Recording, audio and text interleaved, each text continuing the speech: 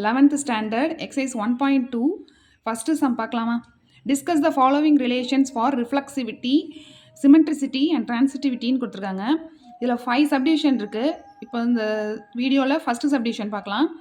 So இதை எப்படி ஈஸியாக போடுறதுன்னு ஒரு கான்செப்ட் பார்க்கலாமா? புக்கில் டெஃபினிஷன் 1.3ல என்ன கொடுத்துருக்காங்க பாருங்கள். Reflexive A related to A. Okay, symmetric A related to B implies B related to A. Transitive A related to B, B related to C implies A related to C. இதே மாதிரி இந்த கண்டிஷனை தான் நம்ம use பண்ண போகிறோம். இப்போ வந்து ரிஃப்ளெக்சிவில் ஒரு எலமெண்ட் மட்டும் எடுத்துப்போம் A. இதில் பார்த்தீங்கன்னா சிமெட்ரிக்குள்ள AB ரெண்டுமே எடுத்துப்போம். டிரான்சிட்டிவில் ABC 3 எடுத்துப்போம். ஓகேவா? ஃபஸ்ட்டு சப்டிவிஷனில் என்ன கொடுத்துருக்காங்க?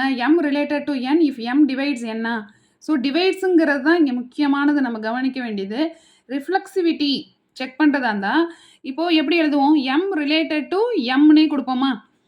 எம்ங்கிறது தான் எடுத்துப்போம். M related to M. அதாவது இப்போ 8ன்னு எடுத்துக்கிறீங்க எம்னா, அதே நம்பரால் டிவைட் பண்ணால் உங்களுக்கு கம்ப்ளீட்டாக டிவைட் ஆகுதா? கம்ப்ளீட்டாக டிவைட் ஆகிடுது. ஸோ தேர்ஃபோர் இட் இஸ் ரிஃப்ளெக்சிவ்னு கொடுக்கலாமா?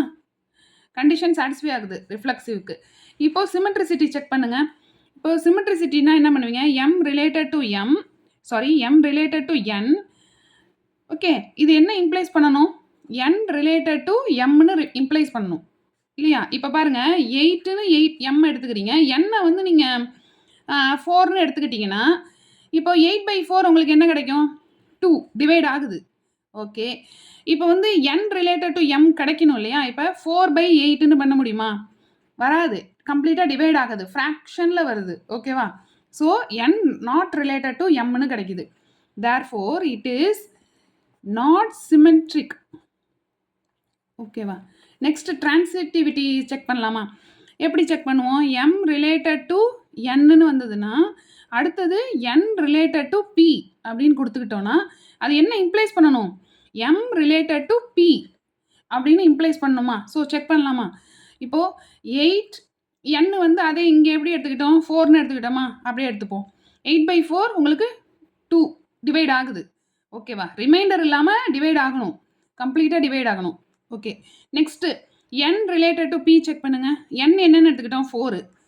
P வந்து 2ன்னு எடுத்துக்கோங்க. 2ன்னு எடுத்துக்கிட்டிங்கன்னா டிவைட் ஆகுதா? டிவைட் ஆகுது. ஓகே, 2ன்னு டிவைட் ஆகுது, ரிமைண்டர் இல்லாமல் ஆகுது. Next M related to P. Mன்னு நம்ம எதை எடுத்துக்கிட்டோம்? 8ஆ? ஓகே, P என்னென்னு எடுத்துக்கிட்டோம்? 2ன்னு எடுத்துக்கிட்டோமா? டிவைட் பண்ணி பாருங்கள், டிவைட் ஆகுது இல்லையா? ரிமைண்டர் இல்லாமல் டிவைட் ஆகுது. ஓகேவா? அப்போது இந்த கண்டிஷனும் ஓகே ஆகுது, இங்கே ஓகே ஆகுது, இங்கேயும் ஓகே ஆகுது. Therefore it is transitive.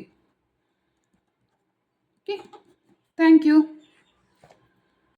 If the video is helpful to you, subscribe my channel.